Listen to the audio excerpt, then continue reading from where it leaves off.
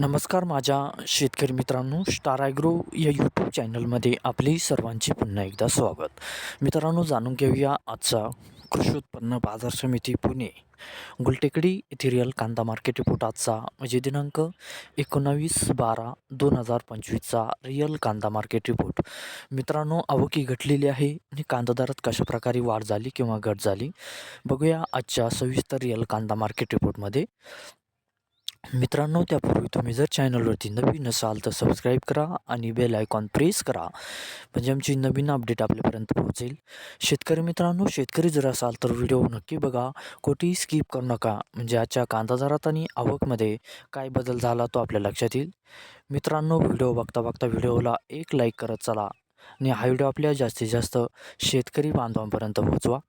तर बघूया मित्रांनो, आजच्या कृषी उत्पन्न बाजार समिती पुणे गुलटेकडी येथे रिअल कांदा मार्केट रिपोर्टमध्ये कसा बदल झाला, आजची आवक कशी आली आणि आजचा कांदा दर कसा गेला. सविस्तर रिअल कांदा मार्केट रिपोर्ट आजचा पुणे गुलटेकडी.